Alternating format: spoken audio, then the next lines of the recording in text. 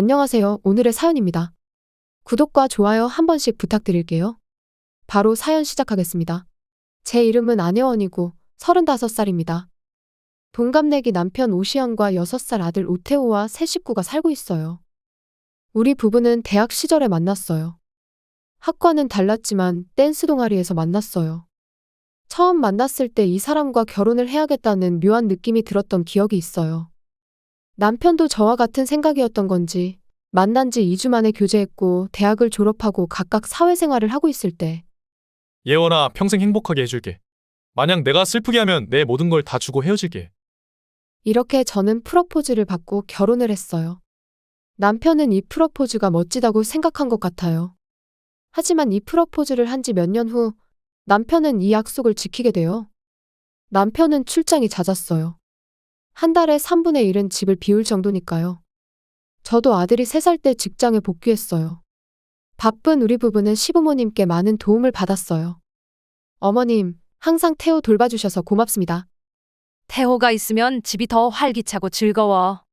며느리도 남편이 출장 많아서 힘들 텐데 우리 도움이 필요하면 언제든지 말해. 이렇게 저와 시부모님과의 관계는 원만해요. 흔히 듣는 고부 갈등은 전혀 없고 다른 결혼한 친구들은 항상 저를 부러워했어요. 이렇게 바쁘지만 평온한 생활이 이대로 계속 이어질 줄 알았어요. 하지만 조금씩 이 생활이 바뀌기 시작했어요. 가장 먼저 달라진 건 남편의 출장이 조금씩 늘어났다는 거예요. 한 달에 절반 이상이 출장을 가게 된 거죠. 아무리 그래도 그건 너무 많은 것 아닌가. 저는 남편에게 몇 번이고 되물었어요. 여보, 출장 가는 날이 좀 많지 않아? 회사에 무슨 일 있어? 그게 여기저기 지사에서 문제가 생겼어.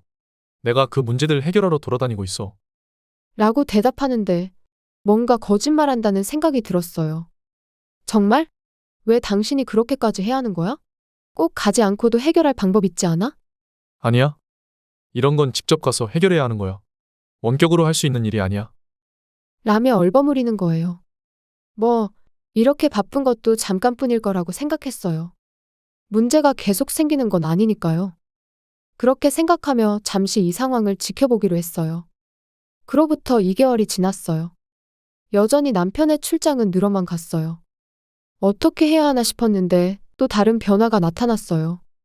우리 가족의 생활비는 부부가 반반씩 부담하기로 되어 있고 매월 초에 정해진 금액을 정해진 계좌로 입금하기로 되어 있어요. 그런데 지난달부터 남편의 입금액이 줄어들었어요. 지난달에는 30만 원 정도 적었고 이번 달에는 50만 원이나 적었어요. 월세도 이 생활비에서 충당하고 있기 때문에 남편의 입금이 적으면 일단 제가 보전할 수밖에 없었어요. 남편은 도망치듯 출장을 가버려서 다음 달에도 생활비 입금액은 또 줄었어요. 이제 인내심이 한계에 다다라서 남편에게 말했어요. 왜 정해진 생활비를 입금하지 않는 거야? 남편은 조금 당황한 표정으로 말했어요. 아니, 요즘 회사 사정이 안 좋아서. 지금 월급이 적게 나와서 나도 생활이 힘들어. 내가 부족한 생활비를 보전하고 있는데 아무렇지도 않아. 물론 미안한 마음도 있고 고마운 마음도 있어. 하지만 지금 나도 힘들어서 어쩔 수 없어. 남편은 그렇게 말하고는 도망치듯 자기 방으로 들어갔어요. 그리고 다음 날부터 역시 출장을 또 갔어요. 우리 부부의 관계가 삐걱거리고 있을 때 퇴근길에 아버지에게 전화가 왔어요. 딸, 오늘 사위 출장 간다고 하지 않았어? 맞아요. 어제부터 출장 중인데 왜요? 그게 말이야, 회사 근처에서 사위를 봤어. 큰 캐리어를 들고 있어서 눈에 띄었거든. 그래서 바로 사위인 걸 알아봤지. 실제로 남편은 어제 큰 캐리어를 들고 출장을 떠났어요. 이번 일정이 4박 5일이었기 때문에 그만큼 짐이 많았을 거예요. 그런데 회사 근처에서 봤다면 아버지에게 알려줘서 고맙다고 하고 전화를 끊었어요. 저는 그대로 폰으로 남편에게 메시지를 보냈어요. 여보, 지금 어딨어? 그랬더니 바로 답장이 왔어요. 왜? 출장 중이지. 그렇구나. 저기, 미안한데 거기서 기념품 좀 사다 줄래? 나중에 원하는 기념품 문자로 보내줄게. 라고 말하자 한동안 답이 없었지만 알았어. 가능하면 빨리 부탁해. 라고 답장 왔어요. 저는 집으로 돌아가는 길에 공항이나 역에서만 살 수 있는 한정 상품들만 골랐어요. 정말 출장을 가지 않으면 구하기 힘들 것 같았기 때문이에요.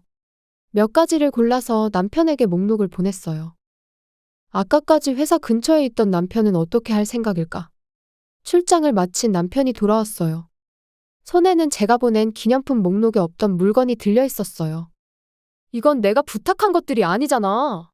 태호와 함께 기대했는데?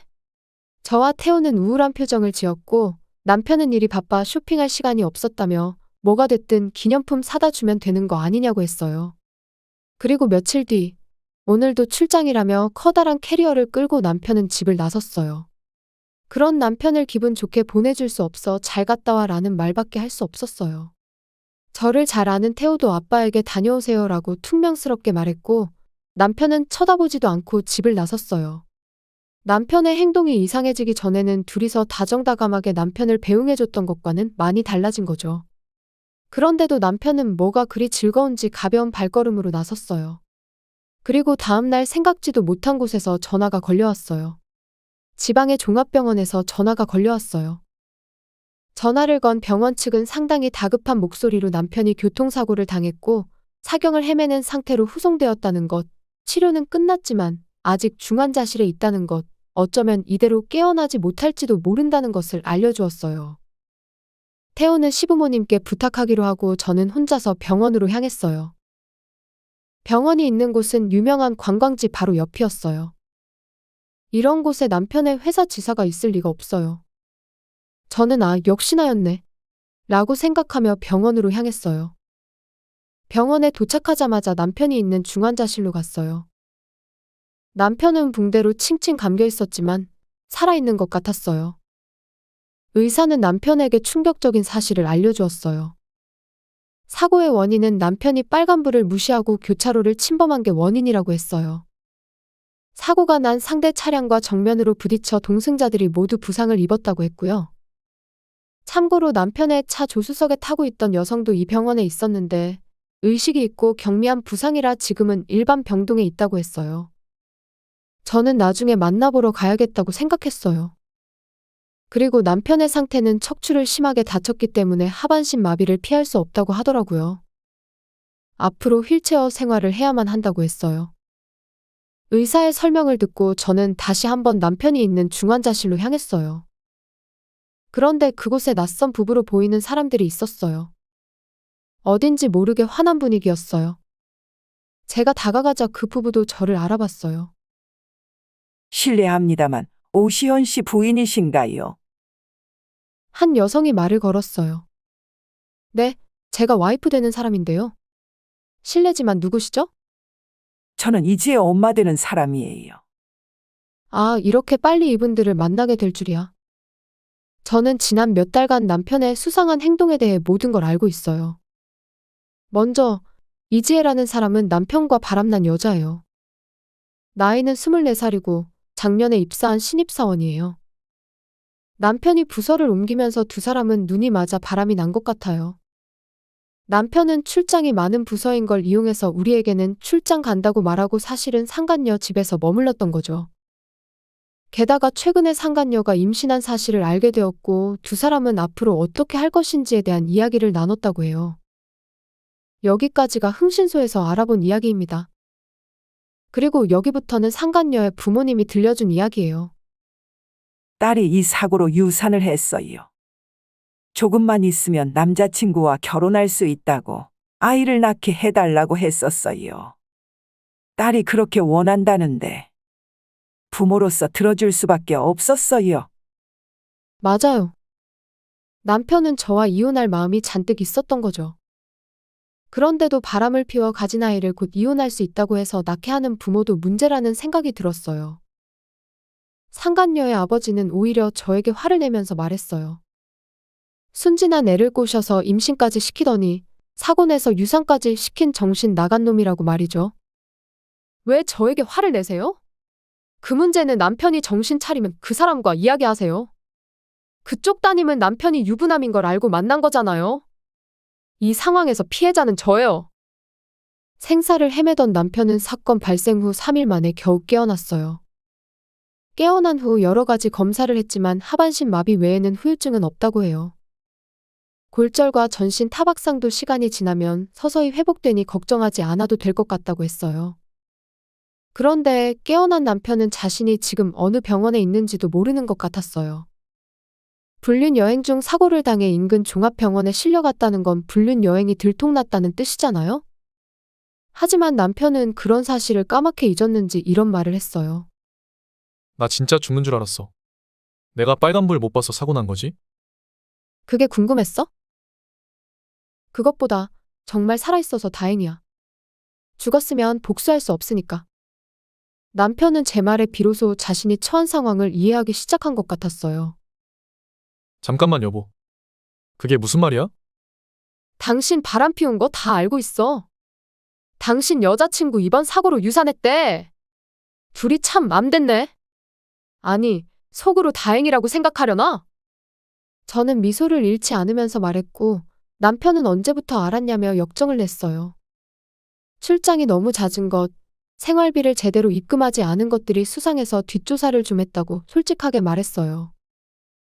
그리고 상간녀 부모님이 깨어나기만을 벼르고 있으니 각오 단단히 하는 게 좋을 거라고 겁도 줬어요. 계속 미소 지으며 얘기했더니 남편은 무척 당황해했어요. 자, 그럼 이제부터 우리 이혼에 대해 이야기 좀 해볼까? 바람도 피우고 거기다 불륜 여행 갔다가 하반신마비 된 남자와 나는 더 이상 살고 싶지 않으니까! 그렇게 말하면서 저는 남편이 깨어날 때까지 변호사에게 상담받은 위자료가 얼마인지를 알려줬어요. 당신이랑 상간녀한테 위자료 3천만 원씩 청구할 거야. 나는 착한 사람이니까 최근 몇 달 생활비 부족한 건 따로 받지 않을게. 단 그 여자가 위자료 못 내겠다고 하면 당신한테 2배로 청구할 거니까 잘 설득하는 게 좋을 거야. 남편의 얼굴이 서서히 굳어져 갔고 이건 아직 시작에 불과했어요. 상간녀 부모님이 당신 운전부주의로 사고 났으니 치료비랑 이것저것 청구할 거래. 그리고 태호는 내가 키울 거니까 양육비는 매달 꼬박꼬박 입금 잘하도록 하고. 그리고 사고 말인데 당신이 신호 위반해서 일어난 사고잖아? 그래서 상대방한테 줄 돈 준비해야 할 거야. 그건 보험 처리하면 되잖아. 그렇긴 한데 사고 난 차가 뭔지 기억 안 나? 벤틀리던데. 그리고 거기 3명 타고 있었는데 모두 병원에 입원했어. 수리비랑 치료비를 합치면 보험으로는 택도 없을 거야. 남편은 이미 모든 것을 포기한 듯한 표정을 지었어요. 그리고 저는 이혼 신고서를 받아와 남편에게 사인해달라고 했고 시부모님도 인연을 끊고 싶어 한다는 사실을 전했어요. 이 말에 남편은 고개를 갸웃거렸어요. 엄마 아빠가 겨우 바람 피운 것 가지고 연을 끊는다고? 왜냐면 나랑 태호를 계속 배신한 거잖아. 당신이 한 행동에 어른답게 책임지도록 해. 남편은 겨우 바람이라고 말했지만 그것 때문에 주위 사람들은 불행해진 걸 이해했으면 싶었어요. 예전에 나한테 했던 프러포즈 기억나? 만약 내가 슬프게 하면 내 모든 걸 다 주고 헤어질게? 라고 말한 거. 약속 지킬 거지? 지금 살고 있는 아파트랑 살림살이들은 모두 내가 가질 거니까 다시는 우리 집에 오지 마! 남편은 이제 빈털터리가 됐어요. 아무 대답도 못하는 걸 보면 혼이 나간 것 같았어요. 그 후에 저는 남편과 정식으로 이혼했어요. 전 남편은 여기저기 돈 때문에 독촉에 시달리는 것 같았고 다니던 회사에서는 당연히 해고를 당했어요. 사내 불륜과 교통사고를 낸 것 등이 겹쳤기 때문이죠. 한편 저는 혹시라도 전 남편이 우리 집에 찾아올지도 모른다는 생각에 이사했어요. 시부모님께도 친정 부모님께도 전 남편에게는 행방을 알리지 말아달라고 입막음을 해놨어요. 태호는 유치원도 옮겼는데 아빠는 전혀 찾지 않고 새로운 곳에서 친구들도 사귀며 재밌게 다니고 있어요. 저는 앞으로 태호의 행복을 위해 열심히 살겠습니다. 시청해주셔서 감사합니다. 그럼 다음 영상에서 다시 뵙겠습니다.